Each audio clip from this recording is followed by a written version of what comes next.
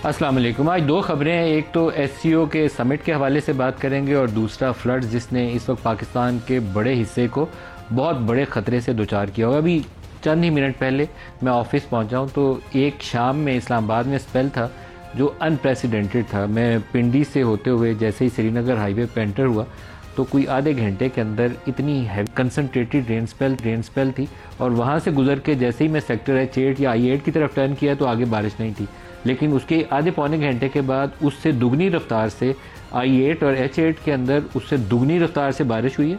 आधा पौना घंटा हुई है लेकिन सारी सड़कें भर गई हैं। ये वो क्लाइमेट चेंज है जो तबाही नाजिल कर रही है।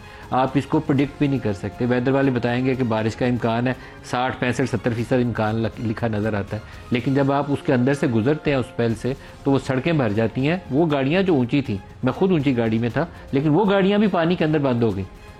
फिर वो सड़कों पे साइड पे जो कच्ची जगह ग्रीन एरियाज अगर ऊंचे हैं तो गाड़ियों वाले ऊपर चढ़ा के खड़े थे। ये तो इस्लामाबाद कैपिटल एरिया की बात हो रही है, लेकिन वो इलाके जो पाकिस्तान के देही इलाके हैं, ग्रीन एरियाज हैं, जो पाकिस्तान की फूड बास्केट है, पूरा पंजाब जो है वो इस वक्त पानी के नीचे है। और इसका कितने लॉन्ग टर्म इम्प्लीकेशंस है ये हमें अगला साल पूरा बताएगा, जब हमें सब्जियों में, अनाज में मुश्किलात पेश आएंगी। सब्जियां तो पंजाब वाली साइड से बेशतर तबाह हो गई हैं क्योंकि वो तमाम इलाका पानी के नीचे है, लेकिन जैसे ही आप आगे सोचेंगे कि हमारी चावल का क्या बनेगा तो हम बिल्कुल दरमियान में खड़े हैं। कुछ इलाकों के अंदर उन्होंने दोबारा बुआई की है, फिर पानी की ऊपर वो लंबी एक तय ऊपर जमा हो गई है, 1-1, 1.5 फुट दोबारा आ गया बारिश से भी और सैलाब से भी जो पीछे से और पानी आ रहा है। तो चावल का क्या बनेगा? हम पैसे $2-2.5 अरब एक्सपोर्ट से कमाते हैं, लेकिन खुद जो खाते हैं उसको गिनते नहीं है, वो $5-7 अरब का होगा, तो खाएंगे कहाँ से? तो ये चीज़ें सारी अभी सोचनी पड़ेंगी और ये पानी आगे अभी जाना है। ये पानी सारा आहिस्ता आहिस्ता जाएगा और ये सारा फिर सिंध को डुबोएगा। और सिंध को अगर तैयार ना हुआ इसके लिए, जो हमारी नालायकी की इंतहाई है कि हम हर दफ़ा फ्लड्स में कहते हैं हमारी क्लाइमेट चेंज में कार्बन कंट्रीब्यूशन बहुत ना होने के बराबर है, हम डूब गए हैं, लेकिन करते कुछ नहीं है हम। आज ख्वाजा आसिफ ने कौमी असम्बली के अंदर तकरीर करते हुए कुछ मिसालें दी हैं। जैसे वो उन्होंने एक मिसाल दी जो चंद दिन पहले नदीम अफजल चंद ने भी दी। उन्होंने छप्पड़ों की मिसाल दी। अब जब हम छोटे थे बचपन में तो ये सिर्फ गांव में छप्पड़ नहीं थे, हर गली मोहल्ले के अंदर एक छप्पड़ होता था और वो छप्पड़ सरकारी ज़मीन के ऊपर था, किसी की प्राइवेट प्रॉपर्टी नहीं थी। अब वो तमाम जगह जो है वो कब्ज़ा हो चुकी हैं और कब्ज़ा हो के किसी ने ऊपर हवेली बनाई हुई है, किसी ने फार्म हाउस बनाया हुआ है और जितनी आबी गुजरगाहें हैं, आबी गुजरगाहें हमने कब्ज़ा कर ली हैं। हिल टॉरेंट्स के रास्ते पे भी हमने कब्ज़ा कर लिया है, जो दरियाओं के रास्ते थे वो भी कब्ज़ा कर लिया। ग्रीन एरियाज़ जो पंजाब के हैं उसके अंदर पिछले 7-8 साल पहले यहाँ एक बीमारी की हवा चली थी जिसका नाम था हाउसिंग सोसाइटीज़। उसके नाम के ऊपर मोटरवे के इर्द गिर्द जितने ग्रीन एरिया से हमने अपने उसको काट काट के उसको ग्रे स्ट्रक्चर्स खड़े कर दिए हैं। किसी की स्कीम बनी है या नहीं बनी, लेकिन हमने ज़री ज़मीनें बर्बाद कर दी हैं। दरियाओं के पानी के रास्ते हमने रोक दिए हैं। समंदर का रास्ता कराची में हमने उसको रोक के उसके अंदर भी फेजेस हाउसिंग सोसाइटीज़ के खड़े कर दिए। तो इसके ऊपर कोई तरीका कार होना चाहिए। रूडा के ऊपर बहुत बहस हुई है। अब देखिए रूडा रावी का ये जो प्रोजेक्ट था ये 20 सालों से कभी शहबाज शरीफ टेकअप करते थे, आगे नहीं था चलता, कभी कोई और पकड़ता था, आगे नहीं चलता था। ये 6-7 साल पहले इमरान खान के दौर में इसकी लॉन्चिंग हुई और उसके अंदर तमाम बड़े नाम हैं। उसके अंदर अलीम खान का नाम है जो ख़ुद हमारे समा के मेन इन्वेस्टर भी हैं, लेकिन उसके अंदर बाकी लोगों के भी जिनका मैं नाम लूँ तो आरिफ हबीब का उसके अंदर है प्रोजेक्ट, बहुत बड़ा प्रोजेक्ट है। इन्होंने retake real estate investment trust के नाम से बहुत बड़ा एक सेटअप बनाया था जिसके अंदर इनके साथ जो पार्टनर है वो पार्टनर भी कुछ छोटे नहीं है। मैं इन सब लोगों का एहतराम करता हूँ, मैं किसी को इल्ज़ाम नहीं आयद कर रहा। इसके अंदर आरिफ हबीब है, टब्बा है, फवाद मुख्तार है, इसके अंदर तनवीर साहब का नाम लिखा नज़र आता है, अनवार गनी है, कोई एमरेल्ड बे है, कोई सफ़ायर बे है, कोई दिन ग्रुप है, कोई लेक सिटी का प्रोजेक्ट है, लिबर्टी ग्रुप है, फातिमा ग्रुप है and I don't know how many others. ये तो चंद एक वो नाम है जो मैंने कुछ कलेक्ट किए हैं न्यूज़ सोर्सेज से सर्च करने के बाद, और बड़ा प्राइड लेते हुए ना इमरान ने इसको एक फ्लैगशिप प्रोजेक्ट के तौर पर लॉन्च किया था। ख़राबी कहाँ शुरू होती है? क्या प्राइम मिनिस्टर के सिर्फ उस अनाउंसमेंट में ख़राबी थी, बीमारी थी उस चीज़ के अंदर? इससे बड़ी ख़राबी ये थी कि जिन्होंने इस प्रोजेक्ट को कंसेप्चुलाइज़ किया था उसके साथ एक बहुत बड़ी लेक बनानी थी कि पानी आएगा तो वो कहाँ जाएगा। रिवर का जो नेचुरल फ़्लो है वो 30 साल बाद आए, बरसात का पानी 50 साल बाद आए या 100 साल बाद आए, उसने आना है, उसको डाइवर्ट करना था। वो चैनल कहाँ है? इसके किनारे जो एम्बैंकमेंट्स थी, इसके जो बंद बनाने थे वो कहाँ पर है? वो भी नहीं है। तो इसके ऊपर कुछ इंडिपेंडेंट इन्वेस्टिगेशन होनी चाहिए जो प्लान बनाने वाले थे, प्लानर्स थे, उनसे तलब करके उनसे पूछना चाहिए था कि जब आपने 2019, 20, 21 जब भी ये प्रोजेक्ट आपने बनाया, ये 15-20 साल से किताबों में प्रोजेक्ट, तो आपने जो चीज़ें इसके अंदर लिखी हुई थी, वो लेक किधर है, वो 26-27 मील वाली लेक किधर है, वो जो रिवर को चैनलाइज करना था, पानी को रास्ता देना था, वो कहाँ पर है, जो इसके बन बनने हैं वो बन किधर है। और अगर किसी ने वॉल्यूशन की है, अगर कोई रिवर बेड के अंदर चला गया जो आपके लॉ में गुंजाइश नहीं थी, तो उसको बिजली का कनेक्शन भी मिला होगा, उसको पानी का कनेक्शन भी मिला होगा, वो कैसे मिला होगा। फिर आपने ट्री प्लांटेशन करनी थी, ट्री प्लांटेशन कहाँ पर है, वो तो ग्रे स्ट्रक्चर्स आपने खड़े किए ना, तो दरख्त कहाँ गए, दरख्त तो वहाँ लगाने थे, आपने तो कहा था कि इसको ग्रीन एरिया आपके तौर पर हमने डेवलप करना है, साइड पे इस पे पार्क्स बनेंगे, जंगलात बनेंगे, वो कहाँ पर है। मैं जिस वक्त ये स्कीम लॉन्च हो रही थी उस वक्त भी इस पर सवाल उठाता था। एक 2 प्रोजेक्ट्स पे मुझे शदीद इतराज़ात हैं, दूसरा भी अभी है, वो वॉल्टन वाला। वॉल्टन हिस्टोरिकल प्लेस थी, उसको हिस्टोरिकल प्लेस के तौर पर आप ट्रीट कर सकते थे, उसको भी आपने बिजनेस हब के तौर पर लॉन्च करके, बड़े शहरों में इतनी आपके पास गुंजाइश नहीं है कि वो आपका ड्रेन सिस्टम पुराना जो है उसको चला सके, उसके अंदर गाड़ियां गुजरने की जगह नहीं है, तो उसको और तंग करने की बजाय फैलाना चाहिए आपको, आप उसके अंदर ही चीज़ें घुसाए जाते हैं।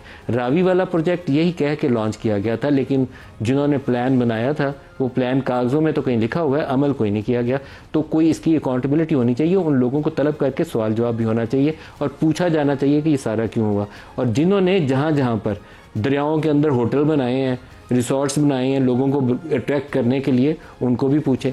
जिन्होंने जंगलात काट दिए हैं सारे, ये केपी और जीबी वाली साइड पे दरख्तों की चोरी हुई है ना, पहाड़ लगे हुए हैं दरख्तों के, वो वीडियोस बना बना के लोग भेजते हैं कि ये पता नहीं वो तुम काउंटलेस है, मैं तो उनको ये भी नहीं बता सकता कि कितने हज़ार दरख्त कटे हुए हैं, वो ढेर पूरा पहाड़ लगे हुए हैं दरख्तों के काट काट के। उसका भी तो कोई जिम्मेदार है, वहाँ पे भी कोई हुकूमतें हैं, वो पूछें ये जंगलात किसने काटे हैं। हमारे पास तो वो जो एरिया, वो फॉरेस्ट एरिया, वो वैसे ही बहुत लो परसेंटेज में, ये काट देंगे तो फिर हम तो अपनी तबाही खुद कर रहे हैं। तो इतनी लंबी लिस्ट है, इतनी लंबी लिस्ट है। इस्लामाबाद के अंदर, जिसकी मैंने अभी आपको मिसाल दी, यहाँ हर दूसरी गली का एंड किसी ना किसी नाले के ऊपर जाके होता है, वो क्लोज्ड एंड स्ट्रीट लिखा नजर आता है और क्लोज्ड एंड आमतौर पर किसी नाले की तरफ ही जाती है। पिछले 30-35 सालों में, 35 साल से इस्लामाबाद में रहता हूँ, मैंने उन नालों को सिर्फ तंग होते हुए देखा है, ये नहीं देखा कि उसकी सफाई सुथराई करते, उसकी साइड्स को डेवलप करते, दोनों तरफ ग्रीन एरियाज़ बनाते। ये मैं एक से ज़्यादा मिनिस्टर्स को पर्सनली दरख्वास्त कर चुका हूँ, मैं उन सारों के नाम नहीं लेता, कि इसके किनारों पे आप दरख्त लगाएं, ग्रीन एरियाज़ बनाएं, इसको अंदर से इसके पत्थर लगाएं, ये नाले आपके साफ भी हो जाएंगे और महफूज गुजरगाहें हैं ये पानी की, इस्लामाबाद डूबेगा नहीं। तो कोई काम करने की तो ज़हमत हमने करनी ही नहीं है ना। जो 1000-2000 अरब फेडरल गवर्नमेंट लगाती है और 4-5 हज़ार अरब सूबे लगाते हैं, अगर हमने अगले 20-25 साल ये क्लाइमेट चेंज पे इन्वेस्ट ना किया तो हम अपनी कब्र खुद खोद रहे हैं। यहाँ फूड शॉर्टेजेस आएंगी, 3-4 साल फ्लड्स के आया करेंगे, फिर अगले 1-2 साल ड्राउट ईयर्स आया करेंगे, और कोई दुनिया की साइंस नहीं है कि वो हमें इस तबाही से बचाए। फिर इल्ज़ाम किसी को नहीं देना चाहिए, खुद अपना सर पीटना चाहिए कि जिसको अल्लाह ने मौका दिया तो उसने उसके ऊपर काम नहीं किया। खुद आज काम करें, आज काम करें, तो फिर ये रास्ता निकलेगा। जो प्रोग्राम में आज हमारे साथ छुड़का है उनका आपसे तारुफ करवा दूँ। अकील मलिक साहब हैं, वज़ीर मुमलकत कानून और इंसाफ हमारे साथ, बैरिस्टर उमैर न्याजी साहब हैं पाकिस्तान तहरीक इंसाफ से, और डॉक्टर हसन अब्बास हैं, एक्सपर्ट हैं आबी अमूर के। सबको प्रोग्राम में खुद खुश आमदीद कहते हैं। बैरिस्टर अकील साहब, मैंने लंबा चौड़ा इंट्रो दे दिया है, लेकिन ये अपनी कोताहियाँ, हम कभी ज़िंदगी में कोई ऐसा मौका आएगा, 2010-11 में ना मैं वो बदीन तक, टंडू बागू तक गया था, तो उस वक्त भी बहुत तकलीफ होती थी, सड़कों के ऊपर लोग बैठे होते थे, सांप डस जाता था तो वो लगाने के लिए वो वैक्सीन दवाई नहीं होती, तो तकलीफ होती थी कि यार इतना जुल्म कर रहे हैं हम अपने साथ, अपने लोगों के साथ। अब फिर वहीं पे खड़े हैं, 15 सालों में कोई फ़र्क नहीं आया कुछ भी। आप दुरुस्त कह रहे हैं। बिस्मिल्लाहिर्रहमानिर्रहीम। इसका बहुत बहुत शुक्रिया। देखें, ये अब सोचने की बात है कि 2010 के जब सैलाब आए, हमने क्या सीखा? कुछ नहीं सीखा उससे। 2022 के, जिसका पूरी दुनिया में जाके हमने बताया कि जी फ्लड्स आए और हम लेस दैन 1% जो हैं वो माहौलियाती ख़राबी में, या जो मौसमी तब्दीली है क्लाइमेट चेंज के वाले से, हम तो उनके लेस दैन 1% जो कार्बन एमिशंस हैं वो कंट्रीब्यूट करते हैं। लॉस एंड डैमेज फ़ंड भी हुआ इस्टेब्लिश, लेकिन वो भी उस तरह मटेरियलाइज नहीं हो सका। अभी भी अगर आप देखें तो जो एडेप्टेशन के हवाले से या दीगर जो चीज़ें हैं, हमने उस तरह मेजर्स नहीं लिए। अगर हमने वाक़ईतन कुछ सीखा होता 2022 से, तो ये 2025 की सिचुएशन ऐसे ना होती। ये हमें इंट्रोस्पेक्शन की ज़रूरत है। बस ये थे मिनासिल कौम, और बस ये थे कह लें आप पॉलिटिशियंस, पार्लियामेंटेरियंस, या जो लोग अभी हुकूमत में हैं।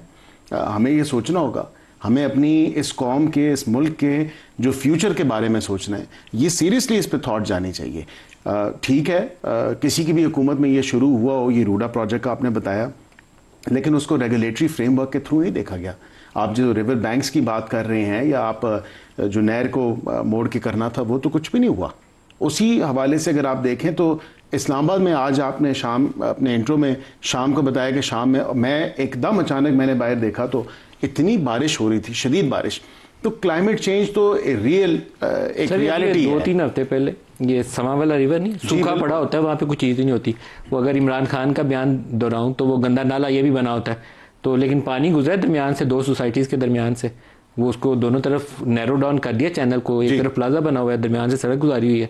तो कर्नल साहब और उनकी बेटी की उसमें शहादत हुई है। जी बिल्कुल। कसूरवार कौन है जिसने उसको नैरो किया, जिसने उसको जगह को, उसी गुजरगाह को तंग किया? रेगुलेटरी जो रेगुलेटर्स हैं, अगर इधर के हवाले से बात करें तो आरडी है, सीडी है इस्लामाबाद के, सर हम खुद ही हैं सारी जगह पे, और हैं तो हम खुद ही, सर खुद ही हम सारी। यही बात है कि हम वायलेशंस भी खुद ही करते हैं, बस ये तो कौम।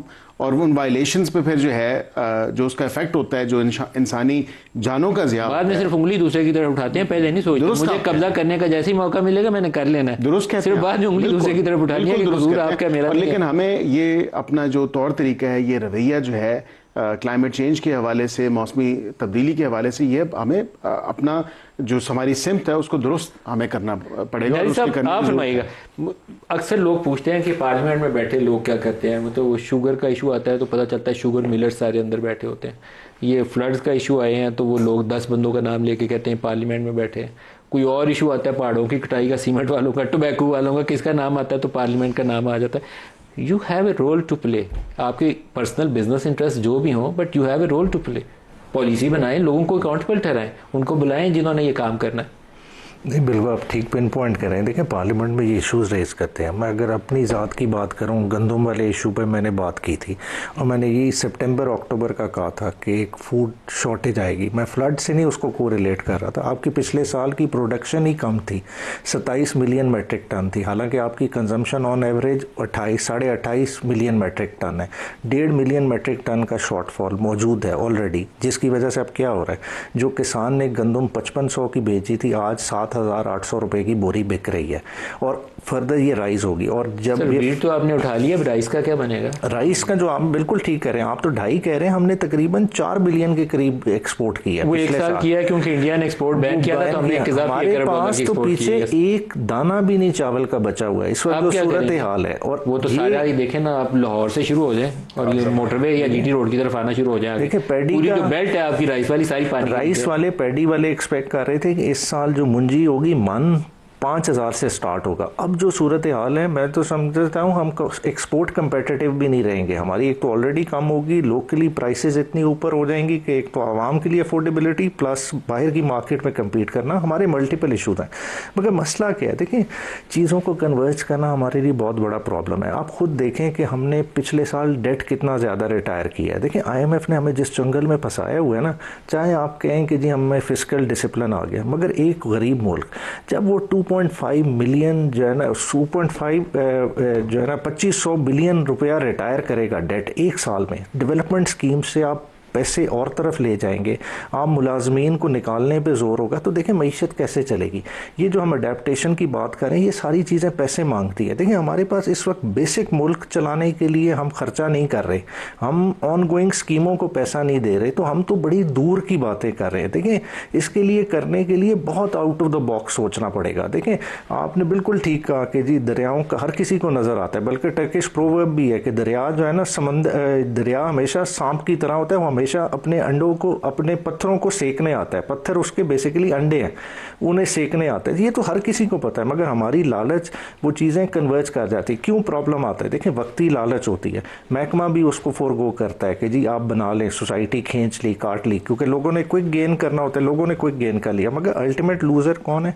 जो अवाम है। अब उस चीज़ को किस तरह से बैलेंस करेंगे? देखें आज इन्हें बहुत बड़े स्टेप लेने पड़ेंगे। देखें गवर्नमेंट के ऊपर हैवी बर्डन है। देखें इस वक्त पूरा आपकी जो फूड बास्केट है मोर देन 30-35% डूबी पड़ी है, जिसने पूरे पाकिस्तान को चलाना है। देखें इस वक्त शॉर्ट टर्म में क्या इशू है, रीहैब करना है, फूड सिक्योरिटी उससे बड़ा मसला है। देखें आप लोगों को रेस्क्यू भी कर रहे हैं, अभी तो रेस्क्यू वाली स्टेज ही नहीं खत्म हुई। वो डॉक्टर हसन अब्बास से भी पूछते हैं, सर ये जो कुछ हम भुगत रहे हैं ये फिनोमेना ये है क्या, आप इसको कैसे एक्सप्लेन करते हैं और ये कितनी देर लास्ट करेगा? देखिए इसका तो बड़ा मुश्किल है प्रेडिक्ट करना कि कितनी देर लास्ट करेगा, लेकिन as early as February this year मैं आप ही के चैनल के ऊपर तलत साहब के प्रोग्राम में हाजिर हुआ था और उस वक्त ड्राउट चल रहा था, तो उन्होंने मुझे कहा कि ये ड्राउट का हमने क्या करना है, ये हो गया वो हो गया। मैंने कहा जी ड्राउट तो ड्राउट है, हमें इस दफ़ा हैवियर मानसून एक्सपेक्टेड है, तो हमने उसके बारे में सोचना है, this drought would be over very soon. तो बात यह है कि मैं कोई अपनी मतलब है कि ख्वाहिश का इजहार नहीं कर रहा था, I was basing my argument on some scientific facts. वो पैसिफिक ओशन का एक फिनोमेना होता है लानीनिया, उसकी वजह से ये हमारी इस दफ़ा मानसून बहुत हैवी हो रहा है और एक्सपेक्टेड ये है कि अगले साल भी हैवी होगा क्योंकि La Nina is staying, that is what is the prediction. तो बात ये हमें तो पता था कि बारिशें ज़्यादा होंगी, उसके बाद में आपके मेट ने I think as early as May ये प्रिडिक्शन कर दी थी कि मानसून वुड बी हैवियर। उसके साथ साथ जो है वो मोदी साहब ने अप्रैल में ट्रीटी जो है उसको हेल्ड इन अबेंस कर दिया था, जिसकी वजह से हमें पता था कि वो भी पानी छोड़ेंगे और हमें नहीं बताएंगे। हम जो डूबे हैं ये मोदी की आबी जारिया से डूबे हैं? नहीं नहीं, क्लाइमेट चेंज से डूबे हैं या अपनी हरकतों से डूबे हैं? हम अपने लैक ऑफ नॉलेज की वजह से डूबे हैं। लैक ऑफ नॉलेज एक फैक्टर हो गया, और दूसरा अपनी जो डेवलपमेंट मॉडल्स हैं हमारे वो फ्लॉड हैं, they are not climate compatible, हम उसकी वजह से प्रॉब्लम में हैं। वरना हमें पता क्या करना चाहिए था क्लाइमेट कंपैटिबल होने के लिए? क्या करना चाहिए? देखिए क्लाइमेट कंपैटिबल होने के लिए तो ये है कि आपके जितने भी ये जो स्ट्रक्चरल सॉल्यूशंस हैं, जिसमें हमारा वो एक नोशन था कि हमने दरिया को कंट्रोल करना है, which was of the 20th century, दुनिया पूरी उससे मूव आउट हो गई है। दुनिया इस वक्त कह रही है room for the river, Europe में नहीं है room for the river, America में डैम्स को डिसमेंटल किया जा रहा है, वो कह रहे हैं कि let the rivers take their course, उनको अपने रास्ते पे चलने दो। और फ्लड कंट्रोल से दुनिया फ्लड अडेप्टेशन पे आ चुकी है कि यार फ्लड जैसे चलता है उसको चलने दो, अपने आप को अडेप्ट करो। तो हमने तो अभी तक इसके बारे में सोचने के बारे में भी नहीं सोचा। तो हम वाटर स्टोरेजेस भी अगर आप अच्छे से मैनेज करना हो ना सिस्टम को तो बुरी नहीं है, वो अब दोनों तरह की कैंपेन मुख्तलिफ वक्तों में दुनिया में चलती रही हैं, लेकिन आपकी स्टोरेजेस कैपेसिटी भी कुछ होनी चाहिए। जैसे आपका ड्राउट का स्पेल आ गया तो उसमें आप पानी वानी अगर अच्छे आपके स्टोरेज है तो उसको आप रिलीज़ कर सकते हैं, लेकिन उसके लिए मरा नहीं जाना चाहिए, बाकी सिस्टम भी साथ ठीक करना चाहिए। देखिए स्टोरेज जो है ना उसका भी ये है कि आप पहले सबसे अपने हाइड्रोलॉजिकल सिस्टम को समझें। आप अपने हाइड्रोलॉजिकल सिस्टम को समझने के बगैर इस पे किसी दूसरे रिवर सिस्टम का मॉडल लगा दें, आप इस पे कोलोराडो रिवर का मॉडल लगा दें, नाइल रिवर का मॉडल लगा दें, या आप इस पे टेनेसी वैली का मॉडल लगा दें। ग्राउंड रियलिटीज़ को पहले आपको अंडरस्टैंड करना है, आपको अपने सिस्टम को समझना। देखिए Indus is a very unique and a very different river system. हमने आज तक खुद तो इसकी हाइड्रोलॉजी को समझने की कोशिश ही नहीं की। आपकी जो है वो किराए के वो कर्जे के प्रोजेक्ट्स हैं और किराए के एक्सपर्ट्स हैं, उन्होंने आके इधर क्या करना है, उन्होंने जो टेनेसी से आया वो टेनेसी का मॉडल लगा दे, जो कोलोराडो से आया वो कोलोराडो का मॉडल लगा देगा। Indus is a very different river system और इसकी जो हाइड्रोलॉजी जियोलॉजी है बाकी दुनिया के रिवर सिस्टम से बहुत मुख्तलिफ है। हमने इसके मुताबिक अपना कोई मॉडल आज तक नहीं बनाया। सर हमारा तो आपने मिसाल बहुत अच्छी दी है, 2010-11 के फ्लड्स में ना सिंध में हम गए तो वो ये RBOD और LBOD के प्रोजेक्ट चल रहे थे, तो मैंने कहा यार इतने बड़े प्रोजेक्ट चले हैं तो वो पानी ड्रेन आउट क्यों नहीं हो, क्योंकि ज़मीनों से पानी नहीं निकल रहा था। तो उन्होंने मुझे बताया कि जो वर्ल्ड बैंक से एक्सपर्ट आए थे उन्होंने जो नेचुरल सरफेस लेवल के ऊपर ड्रेन्स बनी हुई थी उससे ऊपर उठा के ड्रेन बना दिए, अब पानी उनके अंदर जा नहीं रहा है। तो आप जब इंपोर्ट करते हैं तो इंपोर्ट के साथ ये सारा कुछ आता है, सिर्फ डॉलर्स हम ले लेते हैं, ये नहीं सोचते हैं कि सरफेस ड्रेन मीन समथिंग। और सबसे बड़ी बात हमारे डेवलपमेंट मॉडल्स में ना स्टेक होल्डर कंसल्टेशंस और लोकल नॉलेज को इन्वॉल्व नहीं किया जाता। कहते हैं ये जिस वक्त LBOD बन रही थी तो किसी वहाँ पे बूढ़ा आदमी था, उसने आके इनको कहा कि जिस तरह से तुम इधर से काट रहे हो ना नहर, ये समुद्र बीच में आ जाएगा। उन्होंने कहा बाबा जी तुसी जाओ, तुसी कौन होंगे हो सानू दसन वाले, से इंजीनियर होने हैं तो बाहर दे इंजीनियर हैं। और उसके बाद में 70 किलोमीटर तक समुद्र LBOD से काट के तो बदीन वाले डिस्ट्रिक्ट में अंदर आया। बदीन में जो कुछ हुआ था मैं जाके विटनेस किया हुआ है। आप सही कह रहे हैं, मिसाल आपने बिल्कुल सही दी है। मोहसिन अली साहब हमारे नुमाइंदे हैं मुल्तान से हमारे साथ। मोहसिन आप ये बताइए मुल्तान में इस वक्त क्या सिचुएशन है? जी बिल्कुल, दरिया चनाब के मकाम पे पानी की सतह है उसमें मुसलसल इजाफा होता जा रहा है। हम मुल्तान ब्यूरो 4 रोज़ से सैलाब की कवरेज कर रहे हैं। पहले पानी की सतह आहिस्ता आहिस्ता बुलंद हो रही थी तो इंतजामिया ने अलर्ट जारी कर दिया था। उसके बाद से जो पानी की सतह है मुल्तान के जो है मोहम्मद अली के पास जो पानी गुजर रहा है उस टाइम 2 लाख क्यूसेक के रेला यहाँ से गुजर रहा है। अगर हम बात करें पानी की तो NDMA के मुताबिक तकरीबन आज रात और सुबह तक तकरीबन 5 से 6 लाख क्यूसेक का बड़ा रेला यहाँ से गुजरेगा हट तिमुर के मुकाम से और मुल्तान से होता हुआ आगे तक जाएगा। अगर हम इंतजामिया के हवाले से बात की जाए तो मुल्तान के जो 130 से ज़ायद मौज़ूआत है जहाँ पे वो जो फ्लड है इफेक्ट कर सकता है। जो बड़े ज़मींदार थे वो जो लोग थे उन्होंने अपनी मदद आपके तहत नकल मकानी करके महफूज मकाम तक पहुँच चुके हैं, जबकि जो छोटे काश्तकार थे उनका ये कहना था कि हम अपने घर बार नहीं छोड़ते, हम यहीं रहेंगे क्योंकि हमने इतनी मुश्किल से पैसे इकट्ठे करके अपना मकान तमीर किए थे, फिर अब हमने जानवर लिए थे, साथ साथ उनका ये कहना था कि हमने पूरा साल का अपना राशन पानी इकट्ठा किया होता, अब हम कैसे इस जगह को छोड़ के किसी महफूज मकाम पर चले जाएँ। फिर इंतजामिया ने उनकी मिन्नत समाजत की, उनको यहाँ लेकर आए, लेकिन यहाँ पर भी आके भी उनके पास वो सहूलत मैसर नहीं है क्योंकि यहाँ पे कुछ जो खैमा बस्ती हैं वहाँ पर बहुत सारी ऐसी चीज़ें हैं यहाँ पे उनको मुश्किल से दो चार है। कुछ जगह पे जो खैमा बस्ती लगाई गई है। मोहसिन नईम कैसर साहब भी हमारे साथ हैं तांदलेवाला से। आप बताइए नईम, वहाँ क्या सूरत हाल है? जी देखिए, तांदलेवाला में माड़ी पतन के मुकाम पर आज सुबह दरिया रावी में इंतहाई ऊंचे दर्जे का सैलाब था और 2 लाख क्यूसेक से ज़ायद का सैलाबी रेला था। वो आज यहाँ से तांदलेवाला से गुजरता हुआ पिंडी शेख मूसा और उससे आगे गढ़ फतेह शाह और फिर किलियांवाला के इलाका से गुजर रहा है। इस वक्त जो दरिया का सैलाबी रेला है वो किलियांवाला में है और माड़ी पतन के मुकाम पर इस वक्त 1,60,000 क्यूसेक का सैलाबी रेला जो है वो जा रहा है। और ओवरऑल अगर मैं आपको बताता चलूँ तो दरिया की दोनों तरफ ओकाड़ा और साहिवाल वाली साइड और उसके अलावा फैसलाबाद वाली साइड के ऊपर तांदलेवाला में तकरीबन 80 के करीब देहात जो हैं वो ज़ेरे आब आए हैं और हज़ारों की तादाद में शहरी जो हैं वो मुतासिर हैं। सिर्फ तांदलेवाला के 25,000 से ज़ायद शहरी जो हैं वो मुतासिर हैं, जिनमें से 6,000 जो हैं उन्होंने नकल मकानी की है, मुख्तलिफ़ मकामात के ऊपर उनको मुंतकिल किया गया है। इंतज़ामिया की जानब से 5 रिलीफ कैंप जो हैं वो लगाए गए हैं, लेकिन शहरी जो हैं वो वहाँ पर जाना नहीं चाहते। उनका ये कहना है कि जो रिलीफ कैंप है वो बहुत ज़्यादा दूर है और वो वहाँ पर अपना सामान जो कि वो अपना सैलाब की जद में था उसको निकाल के लेके आए हैं, वो वहाँ पर नहीं लेके जा सकते। ताम इंतजामिया की जानब से कोशिश की जा रही है। दोनों हमारे जो कॉरेस्पॉन्डेंट्स हैं इन्होंने एक चीज़ बताई, हमारे साथी हैं सैयद तलत हुसैन, तो वो बहुत सारे फ्लड्स वाले एरियाज़ पे आजकल कवरेज कर रहे हैं। तो अभी उनसे मैं पूछ रहा था कि वहाँ सूरत हाल क्या है। कई चीज़ें बताई उन्होंने। एक तो सबसे बड़ा कंसर्न यही है कि जो आपका फूड बास्केट है वो पानी में डूबी हुई है। डेंगू आउटब्रेक हो रहा है इन इलाकों के अंदर, पीने का पानी दस्तयाब नहीं है, बहुत इशू है। डायरिया वो उसका इशू है। लेकिन सबसे बड़ी जो मुझे तशवीश इस चीज़ की हुई, 3-4 जगहों पे अगर सरकारी कैंप बना के तस्वीरें भी खिंचवा ली जाए, अच्छी बात है, वो सियासी लोगों को उसकी ज़रूरत होती है, मैं उसका बहुत बड़ा मुखालिफ नहीं हूँ। बहुत तस्वीरें ज़रूरत से ज़्यादा नहीं छापनी चाहिए, कैंप वैम्प लगाएं, लोगों को दें, लेकिन उससे आप लाखों लोगों को रिलीफ नहीं प्रोवाइड कर सकते। जो मिसिंग फैक्टर है, जो बहुत अफसोसनाक है कि बड़ी तादाद में पाकिस्तान में NGOs हैं और जो इंडिविजुअल चैरिटीज़ हैं पाकिस्तान में, उसका रिवाज भी है। लोग ज़लज़ला हो, सैलाब हो, हर मुश्किल मौके के ऊपर लोग देते हैं, लेकिन वो जो प्राइवेट NGOs हैं, जो प्राइवेट चैरिटीज़ हैं, वो बड़ी तादाद में इन इलाकों में नज़र नहीं आ रही। मुझे इस पे बहुत दुख हुआ है। इसके ऊपर हुकूमत को इनको मोबिलाइज़ करना चाहिए था। एक्चुअल में जो हुकूमत पैसा लगा रही है ना लोगों को फ्लड रिलीफ कैंप्स के नाम के ऊपर, उसका बड़ा हिस्सा वो अल खिदमत को देना चाहिए, सैलानी को देना चाहिए, अखुवत को देना चाहिए, और इस तरह के जो अच्छे क्रेडिबल नाम है ना, इवन शौकत खानम वालों को बोलें कि जाके आप मेडिकल कैंप लगाएं, लोगों को इंजेक्शन लगाने हैं, कोई दवा चाहिए तो उनको दें। आप इसी तरह आगा खान को बुलाएं, उनको दें। वो फैक्टर मिसिंग है। तो कोशिश करेंगे अगर मुझे कोई मिल जाते हैं एक्सपर्ट तो उनसे पूछें कि ये क्या, इसके पीछे क्या इशू क्या है, कि ये लोग क्यों मोबिलाइज नहीं हुए, हुकूमत की कोताही है, रुकावट क्या है इसके अंदर। ब्रेक ले लें, हमारे साथ रहिएगा।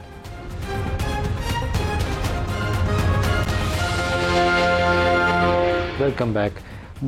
SCO के हवाले से थोड़ा सा अपडेट कर दें, फिर दोबारा पानी के इशू की तरफ आते हैं। इंडिया आम तौर के ऊपर क्या, वो कहता ही नहीं था, मजम्मत करने का लफ्ज़ जो था ना उसकी ज़ुबान से निकलता ही नहीं था। जितनी BLA ने दहशतगर्दी की पाकिस्तानी इलाकों में, और हम बड़ा कंसिस्टेंटली पूरी दुनिया को बता रहे थे कि BLA को इंडिया फंड कर रहा है, इंडियन रॉ इसके पीछे है। जो कुछ खुजदार में हुआ, जो कुछ जाफर एक्सप्रेस के साथ हुआ, ये सारा इंडिया का मंसूबा था। इन्होंने फ़ंड किया, इन्होंने प्लान किया। उससे माजी छोड़ दें जो कुछ हुआ हाल वाले वाक़यात के ऊपर, इंडिया मजम्मत भी नहीं था करता। आज जो SCO का एलामिया जारी हुआ उसके अंदर एक बड़ी मज़े की चीज़ है, और ये मोदी साहब ने इसके ऊपर अपने हाथों से अपने दस्तखत भी फरमाए हैं, तो उम्मीद है कि वापस जाके वो फ्रेम करके इसको दिल्ली में रखेंगे। उसके पेज 3 के ऊपर एक लाइन में है पहलगाम के वाक़े की मजम्मत, 22 अप्रैल का पाकिस्तान उसकी मजम्मत करता है। दूसरी लाइन है पेज 3 के ऊपर, सेकंड लाइन है। थर्ड लाइन जो है वो कहती है कि member states also strongly condemn the terrorist attacks on the Jaffar Express, और दूसरा उन्होंने किया है मई 21 का खुजदार वाला अटैक। तो तमाम मेंबर जो वहाँ मौजूद थे, जिसमें मोदी साहब भी शामिल हैं, वो आज उस टेररिस्ट अटैक की मजम्मत करने में शामिल हो गए हैं, जिसको प्राइम मिनिस्टर ने विदाउट नेमिंग इंडिया बराह रास्त वहाँ बैठ के बताया है कि ये किसी हमारे हमसाये का कारनामा है। सुन लीजिए, उनका बयान भी सुन लीजिए क्या बोला आपने। We have irrefutable evidence of the involvement of some foreign hands in the devastating Jafar Express train hostage incident, as well as countless other terrorist attacks against us in Balochistan and Khyber Pakhtunkhwa province of Pakistan. We condemn terrorism in all its forms, including state terrorism, in clear and unambiguous terms. Those who have long used terrorism for advancing their political interest must know that the world no longer buys this fictitious narrative. Pakistan has rendered great sacrifices in combating terrorism, and in the process we have lost over 90,000 valuable lives. एक आज से काफ़ी अर्सा पहले शर्म अल शेख में एक summit हुई थी, जिसमें मनमोहन सिंह ने और यूसुफ रज़ा गिलानी ने दस्तखत किए थे। उसमें भी पाकिस्तानी इलाकों में बलूचिस्तान के अंदर ख़ास तौर पर जो दहशत गर्दी थी, पाकिस्तान को कंसिस्टेंटली इसके ऊपर एविडेंस थी कि इसके अंदर इंडिया इन्वॉल्व है, तो दोनों ने मुश्तरका तौर के ऊपर उस इलामिया के ऊपर दस्तखत किए हुए हैं और कंडेम किया हुआ टेररिज्म है। उसके बाद ये दूसरा बड़ा इवेंट है जिसके ऊपर ख़ुद मोदी जो मुलव्वस है इन वाक़यात में, उसने दस्तखत किए हैं। तो अल्लाह करे कि ये जो अजीत दोवल और मोदी माइंडसेट है, इनको कुछ अकल भी आ जाए। दोनों मुल्कों का इसमें भला नहीं है, फलाह इसमें है कि इकनॉमिक प्रॉस्पेरिटी हो, लोगों की ज़िंदगियों में बेहतरी आए। ये जो क्लाइमेट चेंज और फ्लड्स हम भुगत रहे हैं, ये इंडिया भी भुगत रहा है, तो इसके ऊपर मिलकर काम करने की ज़रूरत है, ना इसके कि जाफर एक्सप्रेस जैसे वाक़यात करने की ज़रूरत है। बैरिस्टर की एक प्लानिंग है कम्प्रीहेंसिव, अभी डॉक्टर साहब ने उसकी तरफ, हसन अब्बास साहब ने बड़ा तफसील से इजहार ख्याल किया। तो हमें अपनी प्लानिंग को आई थिंक अलाइन करना पड़ेगा उन चैलेंजेस के लिए जो आज हम फेस कर रहे हैं। को 15-20 साल का एक अम्ब्रेला डॉक्यूमेंट बनाएं जिसमें इन जैसे एक्सपर्ट्स को अंदर बिठाएं और फिर सोचें कि हम इसको कैसे सिस्टम को, निज़ाम को बढ़ाना आगे कैसे है, पैसा सही जगह पे लगाएं। देखिए बिल्कुल ये दुरुस्त बात है, मैं एग्री करता हूँ इस बात से कि हमें सस्टेनेबल जो स्ट्रक्चर्स हैं या सस्टेनेबिलिटी की तरफ, और वो जो एक एलिमेंट है उसको ज़्यादा स्पेस देने की ज़रूरत है, क्योंकि जब तक आप अपने आप को इस क्लाइमेट चेंज का जो फिनोमिनन है इसके साथ अलाइन नहीं करेंगे और आपके स्ट्रक्चर्स और आपके दीगर जो ऑन ग्राउंड जो चीज़ें हैं आप उसको अलाइन नहीं करेंगे, तो ये मजीद आगे जाके आप देखेंगे। सर वफाक और सूबे मिल के 4-5 हज़ार अरब सालाना खर्च करते हैं, तो अगर आप 5 सालों के लिए कमिटमेंट कर लें कि हमने ये जो क्लाइमेट कंपैटिबल पूरी अपनी इन्वायरमेंटल चैलेंजेस को, क्लाइमेट के चैलेंजेस को सामने रखते हुए एक प्लान करनी है 5 इयर्स की, तो हम इसको पूरा ख़त्म तो नहीं कर सकेंगे लेकिन मिटिगेट तो कर सकेंगे। देखिए वफाक से तो हम पॉलिसी दे सकते हैं, बात यह है कि 18वीं तरमीम के बाद अब इकट्ठे बैठे बैठने की जरूरत वाली बहस आ जाती है, यही काउंसिल ऑफ कॉमन इंटरेस्ट में इकट्ठे बैठ के डिसाइड करें। यही हमें जरूरत है। जो पाकिस्तानी हाफजाबाद में डूबा है, लाहौर में, नारोवाल में, सियालकोट में डूबा है, या जो सिंध में अभी पानी ने जाके करना है तो वो मेरे भाई है, आपका ही भाई है। वो उतना ही पाकिस्तानी है जितने हम पाकिस्तानी हैं, वो उतना ही जो सिंध में बैठा है वो उतना ही पाकिस्तानी है जो पंजाब में जिसने सफर किया। तो मोर देन 850 डेथ सो फार जी एब्सोल्युटली। और ये जो करंट चल रहा है 2 मिलियन से ऊपर जो है डिस्प्लेस्ड हैं, तो ये हमें वाकईतन बैठ के कलेक्टिवली काम करने की जरूरत। कलेक्टिवली आपको भी इस पे सपोर्ट करनी चाहिए, आवाज उठानी चाहिए, बल्कि मुतालबा करना चाहिए कि इनको अर्ज करें कि इस पे काम करना है। नेचर तो आपको बार बार रिमाइंड करा रही है और कितनी दफ़ा रिमाइंड कराए, और आपका इंफ्रास्ट्रक्चर का डैमेज मतलब बिलियंस ऑफ डॉलर्स में चला गया, मगर हम एज ए नेशन रियलाइज ही नहीं कर रहे। हम अभी भी उसी डिवाइड में पड़े हुए हैं कि ये शायद प्रोविंशियल सब्जेक्ट है। मसला पता है क्या है, देखें फ्लड ने तो साबित किया है कि ये एक सूबा काबू ही नहीं कर सकता, जबकि आपकी फेडरल लेवल की पॉलिसी पॉलिसी इम्प्लीमेंट नहीं होगी तो किस तरह से आप काउंटर करेंगे? देखिए मई की वार्निंग आपके पास बिफोर हैंड मौजूद थी, मगर मौजूद हो बड़ी, आप खाली इस वक्त क्या मिटिगेशन की तैयारी कर सकते थे ना, उससे बियॉन्ड तो कुछ नहीं कर सकते ना। आप पानी रोक सकते थे क्योंकि आपके पास इंफ्रास्ट्रक्चर ही नहीं था। आपने सर अभी तो हमें हेल्पलेस हैं, आप देख नहीं रहे हैं, शायद पूरा पंजाब एक्टिवली काम कर रहा है, लेकिन कर क्या रहा है, अंदर से बंदों को खींच के पानी से बाहर निकाल रहे हैं। किसी की भैंस मर गई है, किसी का वो बकरा पानी में चला गया, जो उनकी टोटल लाइफ लाइन होती है। बहुत से घरों की लाइफ लाइन वो 2 भैंसें होती हैं। और वो कर लिया, मगर अगले जो 8 मिलियन क्यूसेक का रेला आ रहा है उसका आप क्या करेंगे? सर इनका बंदों का क्या करेंगे, जिनको ला के हमने सिर्फ एक जरा से ना ऊंचे टीले पे बिठा दिया। वो हमारे रिपोर्टर्स गए हैं, वो उनके पास ना पानी है ना खाना है। औरतें जो बैठी हुई हैं उनका क्या करेंगे? पानी और प्रेग्नेंट मदर्स हैं, कुछ और उनको चाहिए। अपना पेट भी काट लेते हैं, बात है जानवरों का चारा भी पूरा करेंगे। बहुत सारे मसले मसाइल हैं। और देखें जिस चावल के आप बात कर रहे हैं, देखें सीजन गुजर गया, ये सीजन किसान का ज़ाया हो गया। अगले सीजन में वो गंदम किस तरह से इस ज़मीन पे काश्त करेगा? देखिए उसके पास पैसा ही नहीं है। मामलात और तरह के, देखिए हमें सोचना पड़ेगा। हम अपनी सोचते हैं वही रेगुलर स्कीम्स के हिसाब से कि जी हम ये फ़लाँ रोड बना लेंगे, फ़लाँ मोटरवे बना लेंगे, हमें जो है ना उसका क्रेडिट मिलेगा। मगर इस वक्त क्रेडिट नहीं, इस वक्त गेम है सर्वाइवल की, क्योंकि हम जिस वर्ज पे खड़े हैं। देखें इतनी बड़ी पॉपुलेशन को पैसिफाई रखना, ये 25 करोड़ अवाम है, 25 करोड़ अवाम को पैसिफाई रखना बहुत मुश्किल काम है। और वो वाला बबल खुदा ना खासा हमारे जैसे मुल्क में बर्स्ट होता है, हम किधर जा रहे हैं? डॉक्टर हसन साहब, जो हमारी प्लान की शक्ल क्या होनी चाहिए? आपने अभी कहा ना वो क्लाइमेट कंपैटिबल आपका पूरा सिस्टम होना चाहिए, तो क्या करें उसके लिए? कोई मोटे मोटे खदोखाल बताएं। अच्छा, इसमें आपके जो एक तो आपका स्ट्रक्चरल प्लान है जो कि क्लाइमेट कंपैटिबल होना चाहिए, और दूसरा आपका ये जो है रिस्क मैनेजमेंट का प्लान है जो कि दोबारा क्लाइमेट कंपैटिबल होना चाहिए।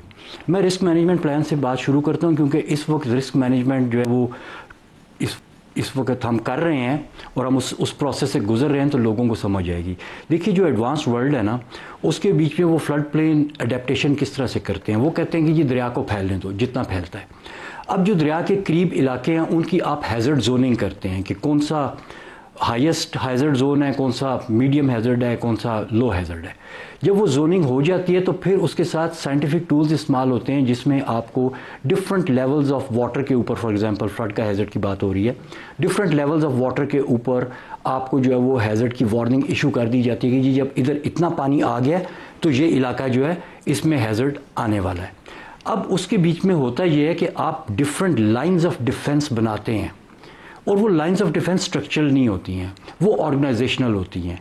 पहली लाइन ऑफ डिफेंस है कम्युनिटी एजुकेशन, कि कम्युनिटी को पता है कि जब मुझे वार्निंग का लेवल मिलेगा से फॉर एग्जांपल रेड, तो मैंने क्या करना है। अच्छा, उसको करने के लिए पूरी प्लानिंग होती है। कम्युनिटी एजुकेशन का planning is the next line of defence. Planning आपने किस तरह से की है कि आपने वो एरियाज मार्क किए हैं जहाँ पे आपने in case of for example evacuation आपने मूव करना है, वो एरियाज प्रॉपरली पॉपुलेशन के हिसाब से उनको डेवलप किया जाता है। वहाँ पे मसलन एक स्कूल है, स्कूल के बीच में से 100 रूम्स हैं, क्लासरूम्स हैं।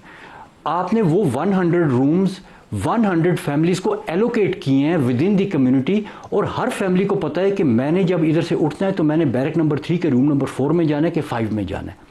फिर उसी स्कूल के बीच में आपका पूरा सिस्टम है कि जी लंगर कहाँ पे लगेगा, राशन कहाँ पे रखेंगे, जानवर कहाँ पे आएंगे, चारा कहाँ पे रखेंगे। प्री डिफाइंड आपकी, प्री डिफाइंड, और ये बड़ी डिटेल्ड वर्किंग की जाती है और हर सीजन से पहले। और ये पूरा फिर आपको सिस्टम डिवॉल्व करके अच्छा, ये डिस्ट्रिक्ट और सिटी लेवल तक ये लोगों को ये ट्रेनिंग देनी पड़ेगी। अच्छा, फिर इसमें यह कि जो लो हैजर्ड जोन्स हैं उस पर वो कहते हैं कि अगर फ्लड आ जाएगा तो आपने अपने इंडिविजुअल लेवल, जरूरी है कि हर दफ़ा आपने रिलोकेट ही करना है। वो कहते हैं कि आपका फ्लड आएगा, इस लेवल तक आएगा, आप अपने घर के बीच में जो है वो फालतू राशन इतने दिन का स्टोर करके रखें, आप इतनी मेडिसिन साथ रखें, ये करें वो करें। वो कम्युनिटी भी प्रोवाइड करेगी, वो लोगों को भी बताया जाएगा ताकि वो उस वक्त ना हो। फिर ये जितने जोन्स हैं इनके बीच में बिल्डिंग बाई लॉज होते हैं कि अगर आप इधर हैजर्ड जोन में बना रहे हैं तो आप बेसमेंट बना सकते हैं कि नहीं, इधर बना रहे हैं तो आपने नीचे वाली स्टोरी को फ्लड प्रूफ या सबमर्सिबल डिजाइन करना है, और जो उससे बुनियाद कितने फुट गहरी होनी चाहिए, बिल्डिंग कितनी ऊंची होनी चाहिए, वो तो सारे उसके डिफाइंड होने चाहिए बाई लॉज के अंदर। तो ये सारा कुछ जिस वक्त ये तो हो गया रिस्क मैनेजमेंट दूसरा हिस्सा। अच्छा, दूसरा हिस्सा है कि अब आपने इसको ओवरऑल कैसे मैनेज करना है। ओवरऑल मैनेजमेंट में यह कि आपने वही जो यूरोप का इनिशिएटिव जिस तरह से कि रूम फॉर द रिवर, पूरी दुनिया इस पर जा रही है। वो कहते हैं कि जी आप सैलाब को फैलने दें, वो जब फैलेगा तो फैलने के बाद वो जब ग्राउंड के साथ इंटरेक्ट करेगा तो इट विल गेट एब्जॉर्ब्ड, और वो जो जगह जहाँ पे उसने फैलना है उन जगहों पे आप कंक्रीटिंग ना करें, बल्कि उस जगह पे आप वो नेचर बेस्ड सॉल्यूशंस लेके आए, like wetlands, like forest, like shrub areas, like savannas, वो आप उधर री इंट्रोड्यूस करें और डेवलप करें।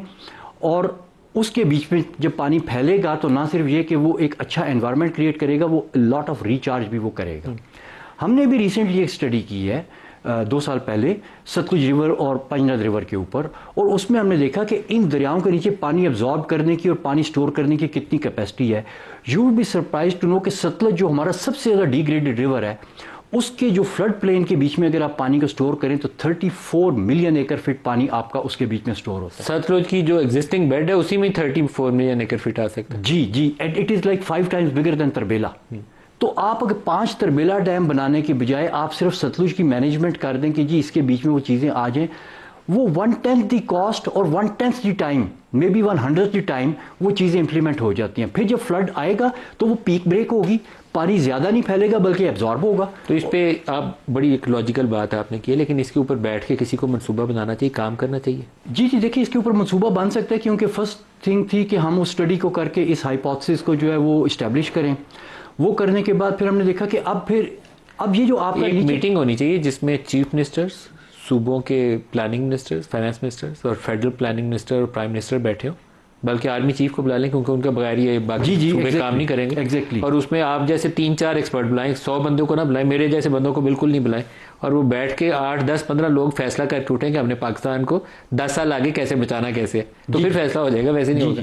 और सर ये जो अब पानी नीचे स्टोर्ड है ना, आपने वो टेक्नोलॉजी लेके आनी है कि आप इस स्टोर्ड पानी के साथ अपने यूज़र को कनेक्ट कर दें, चाहे वो इरीगेटर है, चाहे वो डोमेस्टिक यूज़र है, चाहे इंडस्ट्रियलिस्ट है, और वो टेक्नोलॉजी भी मौजूद है। हमने अपनी स्टडी में पूरा उस टेक्नोलॉजी को भी स्टडी किया। आप इसको पब्लिश करें, इसको किसी वेबसाइट पे डालें इसको, ताकि बहुत सारे लोग इस पब्लिश हुई है, हमने जमा भी कराई हुई है, पढ़ी है, जिनको दी थी आप? SIFC के पास है ये रिपोर्ट। आई होप कि SIFC ने भी पढ़ी हो। I am sure they would have read it. और एहसन साहब को भी भेजिएगा। उनको भी भेज देंगे जी। डॉक्टर हसन अब्बास साहब, बैरिस्टर उमैर नियाज़ी साहब और बैरिस्टर अकील मलिक साहब, आप सबका बहुत शुक्रिया। आज के लिए इतना ही, इजाज़त दीजिए। अल्लाह हाफ़िज़।